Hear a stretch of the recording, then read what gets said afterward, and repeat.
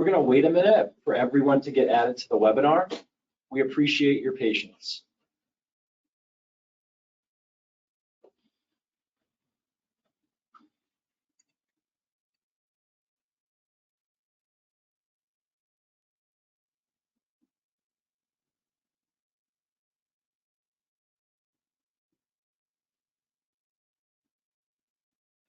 Again, we're going to wait a minute for everyone to get added to the webinar. We appreciate your patience.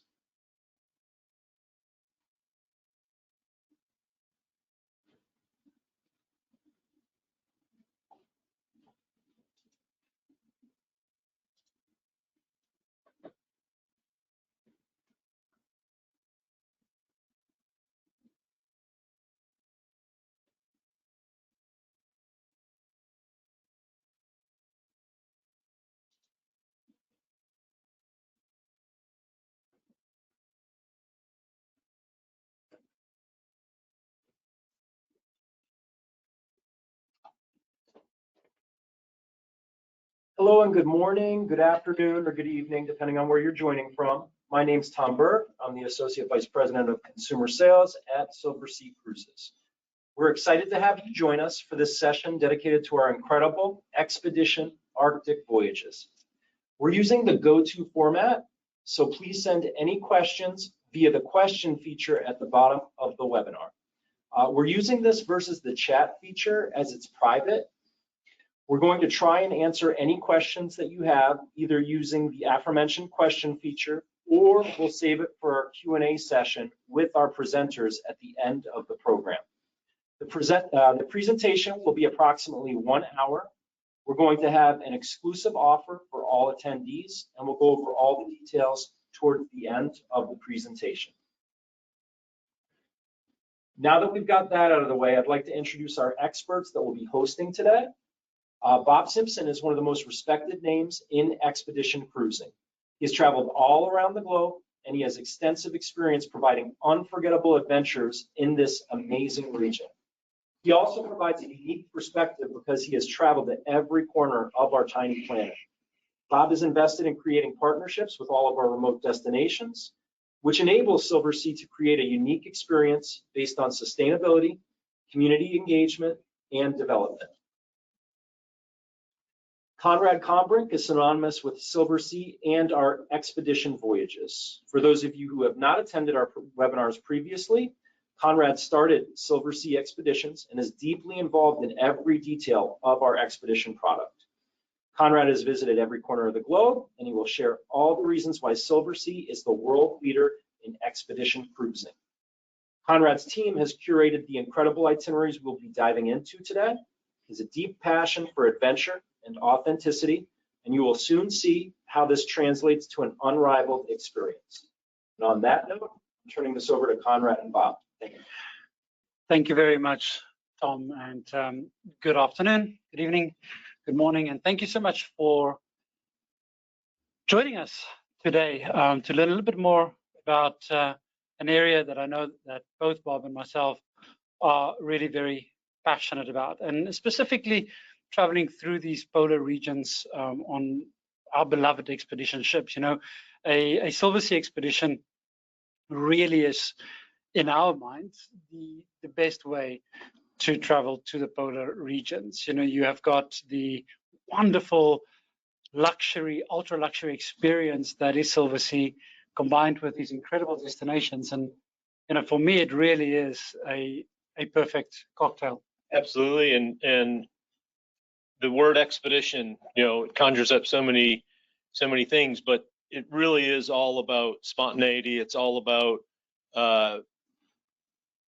getting out to explore, taking advantage of opportunities as they present themselves, whether it's the weather or the wildlife experiences that come, and letting the destination kind of unfold and come to us in that spontaneous way. And you know, these areas are really fragile. These areas deserve a team, a company that has incredible experience in delivering. And I think that is where the breadth of our polar exploration and the coverage that we have both in the Arctic as well as Antarctica, together with the years of experience, not only as a company, but the team that we have here in the office in Monaco and the team on board the ship. I mean, it's decades of experience, and that really is important, isn't it? Absolutely. I think just between the two of us, we've got just over 50 years. We probably don't want to go there, but together. But you know, the word experience, though, it kind of takes two meanings. One is obviously that level of experience you're talking about, but ultimately our goal, our objective is to unlock and deliver a once in a lifetime meaningful experience for our guests. And the two actually very much go hand in hand. In order to do that, it does require that level of background of experience as well. Absolutely. And you know, it's also goes to our expedition team on board the ships and how we prepare our teams to deliver these experiences.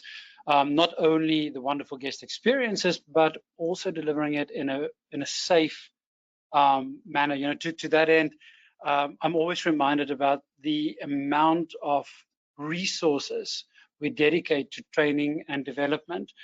Just recently, at the start of our Antarctic season, we had 60 expedition staff that we have flown down to South America before they got on the ships, that went through, you know, crevasse rescue, first aid, medic first aid, wilderness survival, you know, all of these things that really just enables our team to take our guests to these destinations, because it really does take a lot of planning to deliver on these polar destinations in a safe and effective way. Yeah, and we did it last year. We'll do it again this year, I'm sure, as well. The same thing for the Arctic season, where we'll get the team together. And then there's other elements too with the Arctic that are important. It's not just the safety; it's also this element of community activity and engagement. And we're amongst other cultures that we don't have down south.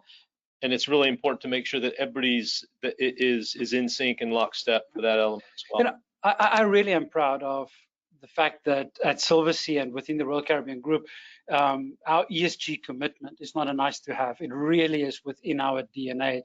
And it does allow us to really focus on the delivery, that really focus on our commitment to the destination, to the environment, and to the communities.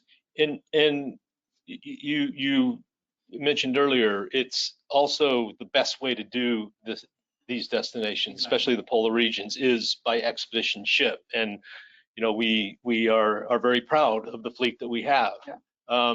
It is a way to do it still in a very comfortable and luxurious environment, which is for many of our guests, I'm sure, have experienced with Silversea.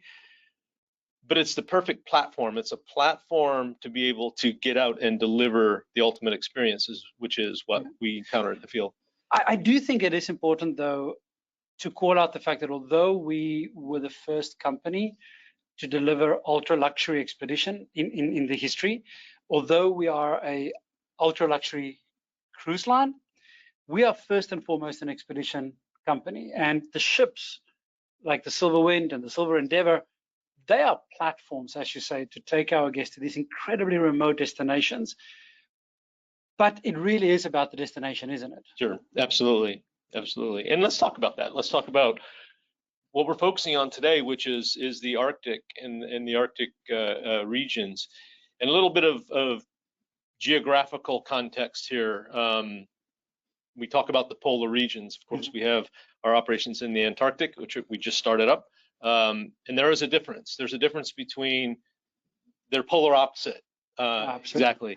And you have in the Antarctic, which is a land that's surrounded by ocean, and the conditions actually are specifically different than what we encounter in the Arctic, which is an ocean that's surrounded by land and continents. You know, people, we always get asked the question, what's the difference between Antarctica and the Arctic? And the reality is that these two destinations have got literally nothing in common. Even the ice conditions are different, right, between Antarctica and the Arctic. And the geographical range is different.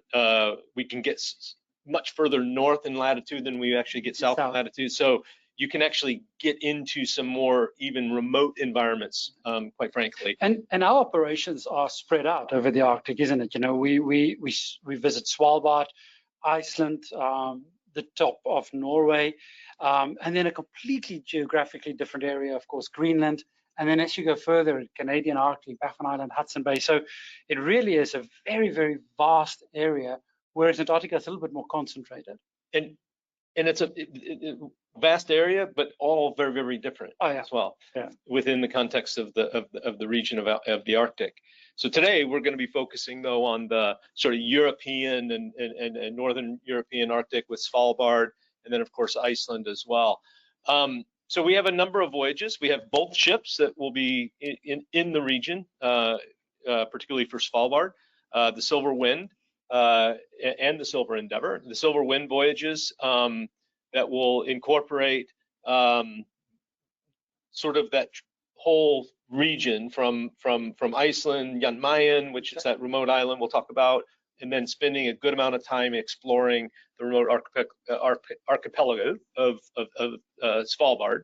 And then, of course, on the Endeavour, a little bit longer voyages and actually kind of doing a bit of the trifecta, that region, but also including the northern fjords and the northern tip of Norway that takes in some other elements as well. So when we're in these areas, I mean, we often get asked, what is it that the guests can expect? And I know we'll talk a little bit more about the actual destinations, but you know, if you can summarize for our guests the experience, the day-to-day experience on board and ashore, what is it that they can expect? So they can expect the unexpected, quite frankly. We always have a plan, and we talk about this all the time. There has to be a plan in place. The plan always changes. And so we go in generally with a plan A, and through the course of any expedition, we kind of work our way through the alphabet. And again, it's all about the environment. It's about the changes in weather, in ice conditions, taking advantage of wildlife opportunities. And that, again, is really what expedition cruising is all about. It is being able to be spontaneous, adaptable, and understanding that the itinerary is going to change in order to take advantage of these opportunities. And of course, we go out of the Zodiacs. You know, we use the Zodiacs to land our guests, to take them shoreside. We use the Zodiacs because we've got a big fleet of Zodiacs on both the Endeavour and Silver Wind. We use these Zodiacs to go Zodiac cruising. We spend a lot of time exploring with the boats. You know, we go hiking, and the different levels of hiking as well. There is, and this actually goes back to the breadth and the numbers that we have in terms of our expedition team, because we do have so many different activities that we offer. And the other thing is that it's important is, and this question comes up all the time, is, you know, how active is this program going to be? Can I do an expedition cruise? You know, mobility concerns.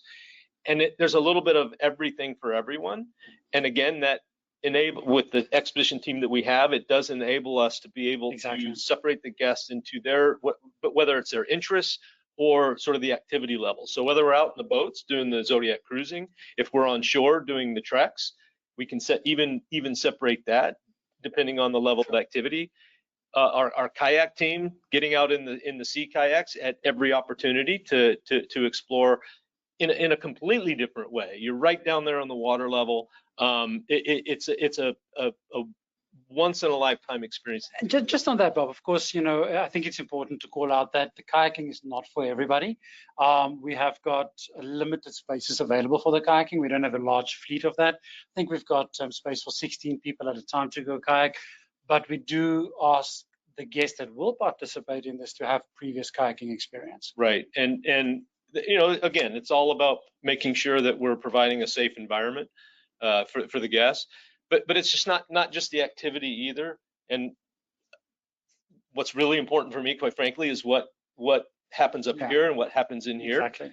And that's where the experts come in. That's where our lecture team, focusing on the disciplines of each program, that is going to be different, whether it's the geology, the botany, which is a very important part of the Arctic, surprisingly, of course, the wildlife, the marine mammals. So we have experts that are on board specifically, not only to lead our guests on shore during these activities, but to educate them on the topics. Like places like the Verstappen Islands, you can see here, a super important bird area within Norway, and we are able to get with our zodiacs and with our ornithologists and our general naturalists really up close and see these incredible bird cliffs. And not the only place either, right? No. We have a lot of other places that this is going to be important, but we have the opportunity to visit North Cape, which is a iconic bucket list. And of course, if the conditions allow, we quite often, well, we obviously always cruise past, but one of my favorite activities is before we go to Skarsvåg,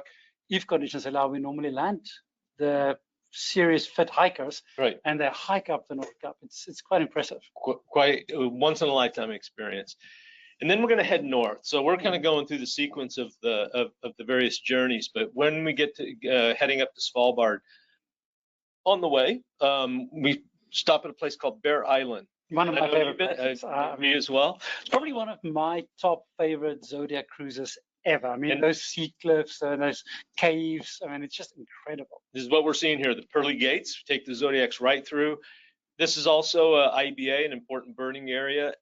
And when we're, and the other thing, on all of our, the voyages that we have scheduled, we are at the right time, because this is when the birding activity is the most active, and you've got just an amazing quantity of birds. The other thing, real quick on Bear Island, again, just from a historical standpoint, it's very interesting because of the proximity of the island and the strategic positioning there, going back to World War II, and the Imperial German forces took control in order to try to control the shipping channels, between North America and Europe during the war. So very interesting historical background as well. And then of course we're heading to Svalbard, and we start depending on the voyage. If we come from Tromsø, Bear Island, so then we head into southern Spitsbergen. And of course, Spitsbergen is the largest island in the archipelago. An interesting fact, I think a lot of people don't understand, that Svalbard is not Norwegian. It's a protectorate, but it's governed by the Svalbard Treaty of 1929. So anybody, including South Africa, that has signed the treaty, we can live there. So there's no visa, no visa or a no tax zone as well. And the Svalbard Treaty was actually created to enable access to the archipelago. Exactly. And most of that was more commercial. We'll talk a little bit about that in terms of the resources and the resource availability. But the other was the hunting and trapping, which is no longer legal in terms of hunting, but it was very active at the time of the Svalbard Treaty. And so we visit a lot of these historical sites, and from different nations, as you mentioned. There's Russian, there's different European, there's Canadian, there's American. Of course, Longyearbyen, we'll talk about, was established as a coal mining by an American businessman. But we get the opportunity to visit some of these historical sites. The geology is amazing. I talked about the botany, but we really get a full flavor of the rich history of the archipelago. So the history is of course very rich, and there's a lot of exploration that started off in Svalbard, Spitsbergen, even as exploration that went through to the North Pole, and we'll see some of that later on.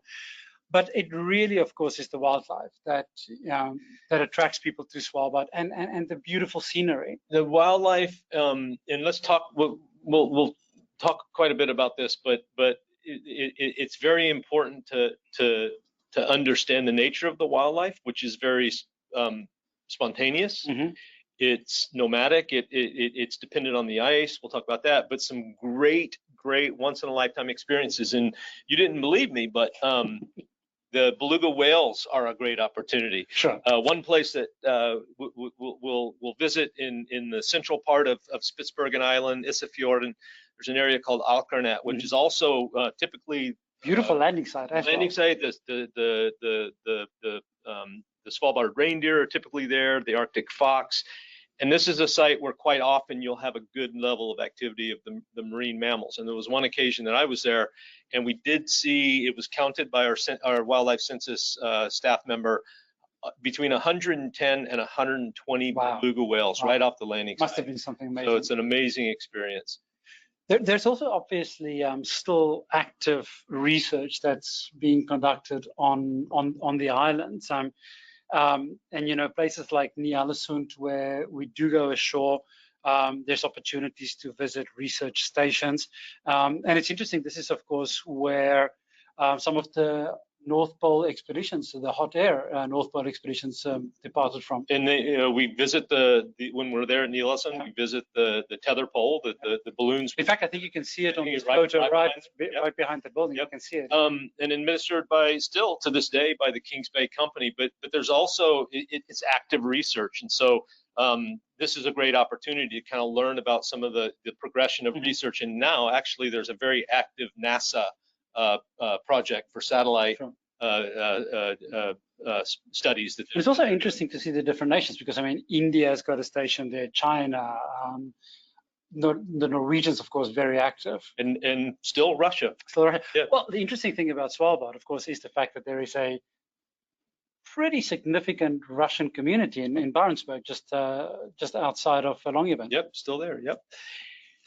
Now, I talked about the commercialization of Svalbard, and this is something that I, again, find very, very interesting. This is a place called Ny-London, and it was named after a businessman from the UK that they discovered deposits of marble in this area, and it never was successful. And the reason was because of the proximity. And again, this is a reminder of how remote this is. Sure. But they could not commercialize and make it profitable to extract and get these resources. So I think probably good news, because both coal mining as well that has now kind of ceased, and it protects the environment. But a very active, and again, the geology of Svalbard is such an important element. You were talking a little bit about the botany, and I think that is something that a lot of people are surprised of when they come up to Svalbard. Although in the Arctic we can go very far north. I mean, we regularly go up to 80 degrees north on our Svalbard trips later on in the summer, of course. But I think a lot of people are surprised with how green it is. It not just the colors, but the variety, yes. The variety of the botany. And we have a botanist on every one of our programs because this is such an important part. And they'll be able to, we always actually remind the guests, because you're constantly looking up for birds or bears or whatever, down. but to focus on what's down. Because it is quite amazing, the amount of life, the amount of botany at these high latitudes. It's impressive. Yeah. Now you cannot talk about Svalbard and not talk about polar bears. I think that is the animal that most people want to see. And what an incredible sight it is when we do come across these magnificent marine mammals. I always like to make sure that people have the right expectations. There's about 20,000 polar bears left in the world today, worldwide. The Arctic, as we discussed earlier on, is a vast area. And one of the census numbers that I saw recently is that there's an estimate of about 2,500 polar bears in Svalbard across the Svalbard archipelago. So you really need to go out there. It's like being on a safari in Africa. Sometimes you're going to see lions, sometimes you're not. But you really need to be out there. You need to be out on deck. You need to go out and really look for them, because they roam. They're not stationary. They're not just in one area. We don't know where or when we will find them. I mean, of course, sea ice is a good indication to find them. But to that end, we've actually employed a group of people within our expedition team as bear spotters and bear guards. And they spend all their time on the bridge or on shore looking for polar bears, and of course, protecting the guests from bears, but more so actually protecting the bears from us.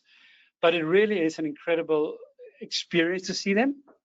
I just don't want people to think that when they get off the charter flight in Longyearbyen that there will be 100 polar bears waiting to be photographed. No, they'll see the one that's in the lobby at the Radisson Hotel if they go in there. But you're right. The number is right in terms of the Svalbard population. The other thing is that unlike other areas of the Arctic, there's another element, which is that they are protected. Yes. They can't be hunted. Yeah. And so that creates a whole different dynamic in terms of their behavior and habits. And that's another element that we have to be a little bit careful about as well. And I also think that it's important to just point out that, yes, we do see polar bears. It's very rare that we do not see them, but I think when we see 4 or 5 bears in a 10-day trip, that's a really good number. I also think it's important to understand that we are governed as a member of the Arctic Expedition Cruise Organization and by national and regional regulations and how we interact. And for us, again, at Silversea, it's so important that our expedition staff understand bear behavior. So before the season starts, we actually sent our expedition team on bear behavior courses so that they understand the behaviors of the bear, they can interpret the behaviors of bears, in fact, other wildlife as well, so that we do not put ourselves in a position where we disturb the wildlife. And it's something that we are very passionate about. It's easier for us not to show somebody a bear than it is to disturb the wildlife. Yeah, absolutely. And one last comment about the bears, and we'll move on, is the spotting, right? Mm-hmm. And we have to be really, really cautious in terms of landing on shore. Quite often, this is an opportunity if we're out in the zodiacs and we'll have a chance to see them on shore, but we'll never go ashore if there's a bear anywhere in the vicinity. So typically, it is from the ship that we have the better opportunities when we get up into especially the sea ice. Yeah, you certainly do not want to be shoreside when the bear shows up. I don't know if you've ever seen, but they move really fast. Very fast. You know, deceptive. You know, they kind of look clumsy, but they're not. And even when they swim. But you know the rule. You don't have to be faster than the bear. You just have to be faster than your friend. So. True. I mean, one of my favorite activities is, and one of my favorite places in Svalbard must be 14th of July Glacier. Yep. And for anyone that's curious, that comes from an homage to Bastille Day, mm-hmm. which is the 14th of July. Great spot. And again, this, so much of Svalbard is about the ice, obviously, but the glaciers, which we have a number of different places that we have an opportunity. And this area in particular is a really good opportunity to get up close to a glacier safely without being in the water. Mm-hmm. It's a pretty long trek, and so for those that are more active, they can go all the way in. You can actually get up and almost, you can like stand on the moraine. Almost on top, yeah. But you have a great view. If you're not that active, you still have a fantastic view even from the landing site. You know what's always so fascinating for me when we do this and you walk up? It's the sound that really gets me. It's like the sound, because it's a very active glacier. Cracking and the cracking and then it's the contrast. It's the glacier, it's the white ice, it's the beautiful geology, and then it's the tundra. It's the tundra, the wildflowers. It's the senses come alive. Exactly. Just like that. I mean, we spend about 3-4 hours here, and it goes by in a flash. The other, of course, iconic animal that we get to see when we go to Svalbard, of course, the walrus. And there's so many deliverables that we are focused on, and the experience, in terms of the experience, and this is one of them for sure. And there's a number of places that we do know. The walrus are probably the one species that you have a little bit more predictability because they have specific call-outs. And so we do make sure that we try to get to one of the walrus haul-outs. And again, it's all about protecting the wildlife, but also protecting our guests as well. And so we have to make sure that we have a good proximity. And as you can see here, a lot of times you got to be careful because those tusks are not good with the Zodiac punch. I was just going to say, I don't know if you've ever seen it, but those tusks can, very few things can actually damage a Zodiac. I mean, that's why I love Zodiac so much. I mean, they were designed by Jacques Cousteau. Our Zodiacs are built here in the US. They're military grade Zodiacs, and they are tough. I mean, we put them through their paces onto beaches, going through brash ice, but you do not put them close to walrus. Walrus. No. And then we move further north. We go up to we go around the corner, northwest Svalbard. And again, the scenery, it changes, it goes from the more rolling hills and then you get these towering, beautiful fjords, again, with the glaciers coming all the way down to the water. And the mountains, and the name Spitsbergen actually is Spiky Mountain. That's right. That's the name, and that's what you see. And I always envisioned the Santa Claus North Pole that you saw from the old Christmas movies. Those spiky, that is what Spitsbergen is. But it is amazing, and also, just again, going back to some of the history of the evolution of the archipelago with, you know, the coal mining and different resource activation there. Whaling was a big part. So Smeerenberg, which is one of the areas that we visit, was referenced as Blubber Town. That's where they had some of the whaling. And of course, we've got historians on board. So there's not much left of these whaling stations, unlike in South Georgia, where you really get a feel for what it was. But of course, we do have historians on board that bring this alive, that, you know, not only talk to our guests in the field, but also on board during lectures, during recaps, briefings, to really tell the story of the destination.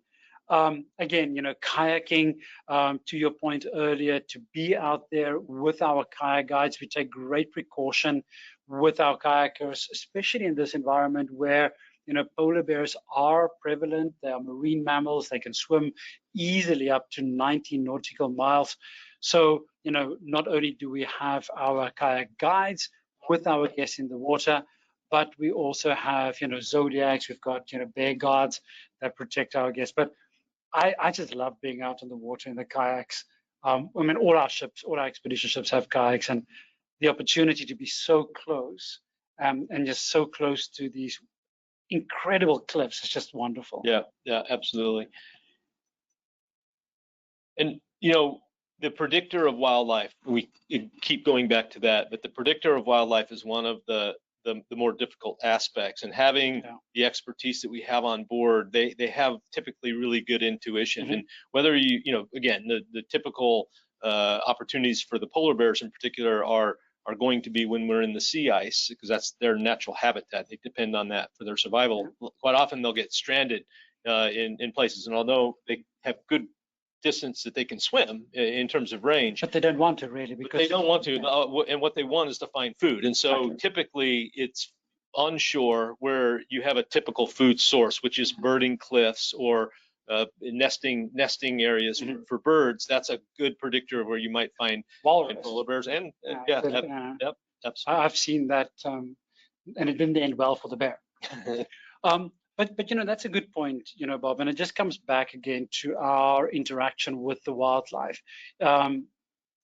These animals, these incredible, beautiful polar bears, they spent the summer trying to get as fat as possible, you know, to build up energy, resources for the winter, because, you know, they either hibernate, or the males, they spend their winter out on the ice. But the reality is that whatever we do, anything that we do that causes them a disturbance or causes them to use energy could eventually mean the difference between life or death in the winter. So we really have a big responsibility. And it's not just with the wildlife, it's just again, the protection of the environment. And one of the things that I think, you know, I've been doing this for 25 plus years, been with a lot of guests that have traveled all over the world on expedition voyages, and it's what they learn and bring home a lot of times is what is important, because you can kind of apply the experience to everyday life that then translates to habits that can improve the environment. And you know, but everything's connected, you know, globally, whether it's, you know, from the polar regions, that everything that we do in terms of our daily lives can impact the entire ecosystem. No, absolutely. And you know, you really see it in places like Monaco Breen, and you know, you see these glaciers come down, and you see how they carve, and you know, it really is like you're immersing yourself into this National Geographic movie, isn't it? Yeah. So we segment the experience within Svalbard, but we always want to make sure we have at least one day or a good amount of time that we can try and get up as far north as we possibly can, and that's getting up to the ice cap and the sea ice. And again, that's where typically we're going to have great wildlife experiences. But the thing that's compelling for me is the geography and where we are. And typically we can get up to even 80, 81 degrees north, which we're at that point only 900 miles from the North Pole.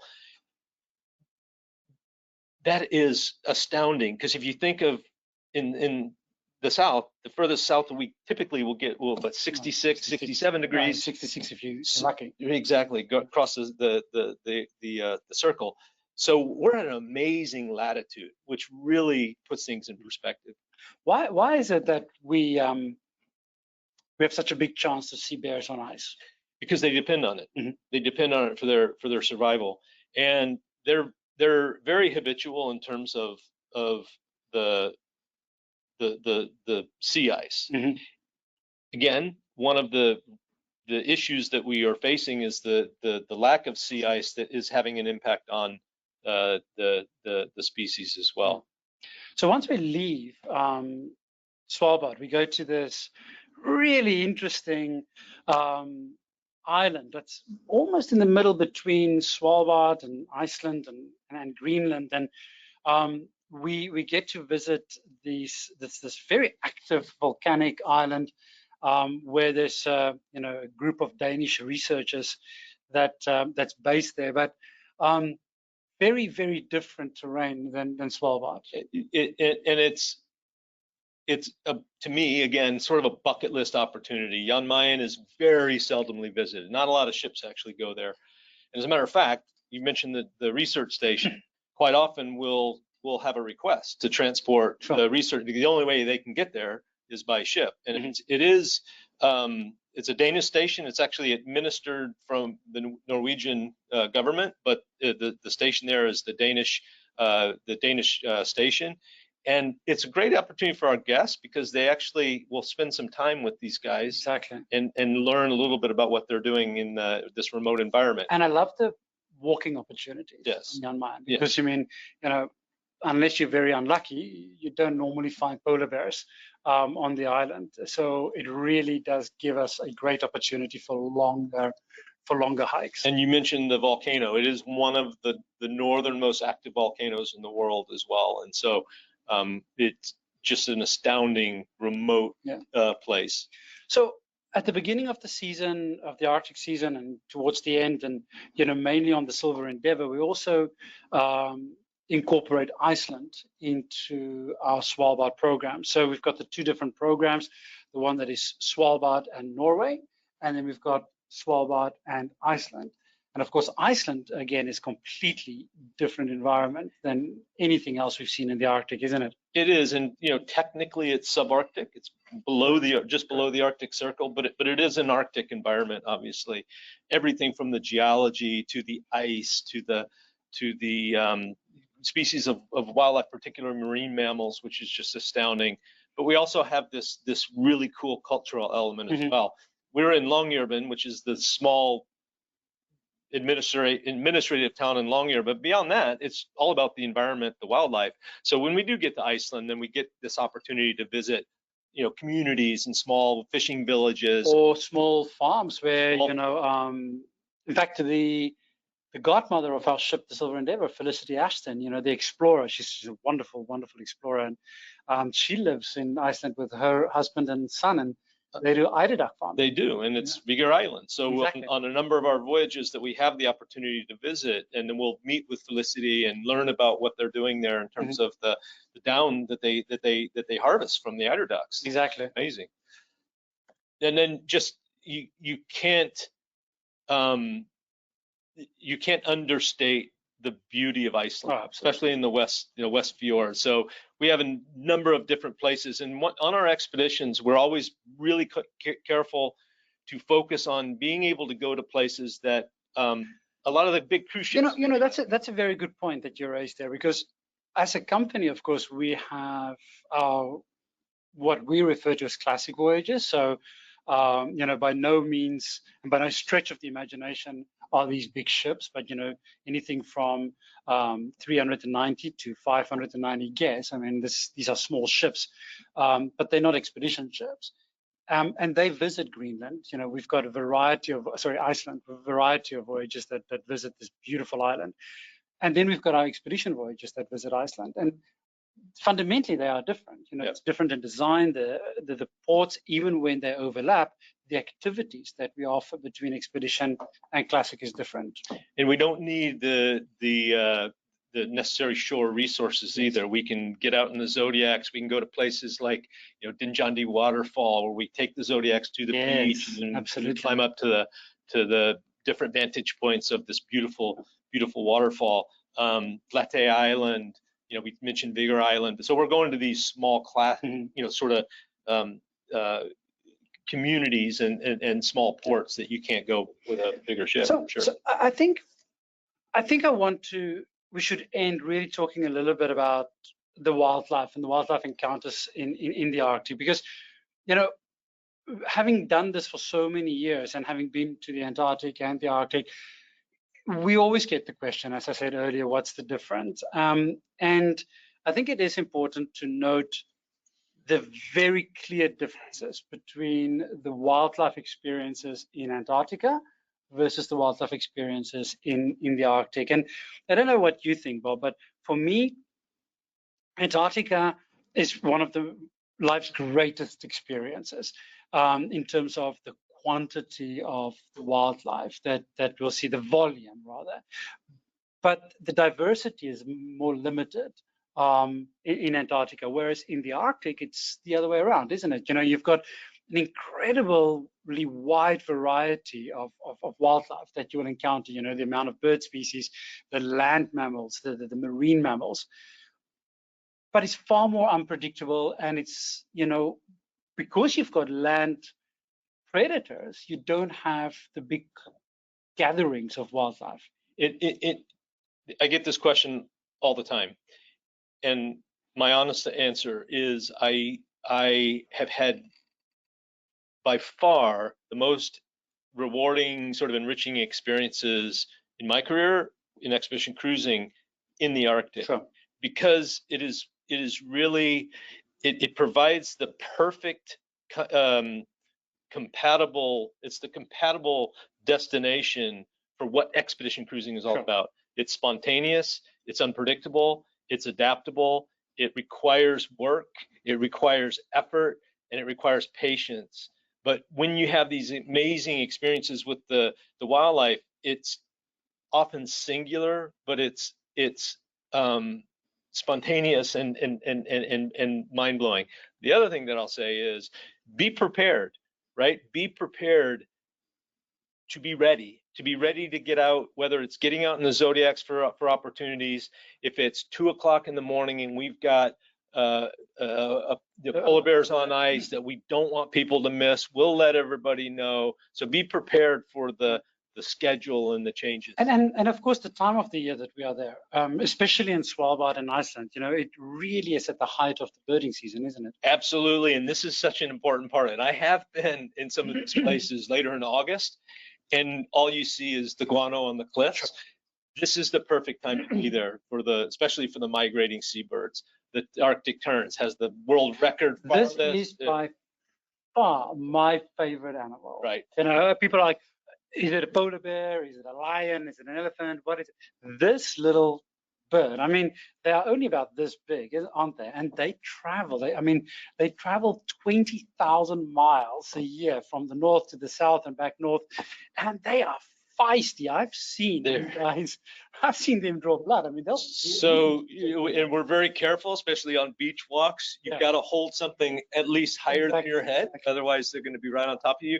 The auk species, the different auk species, especially the puffins that we'll have the opportunity really throughout these voyages. And again, we're there really at the perfect time of the year.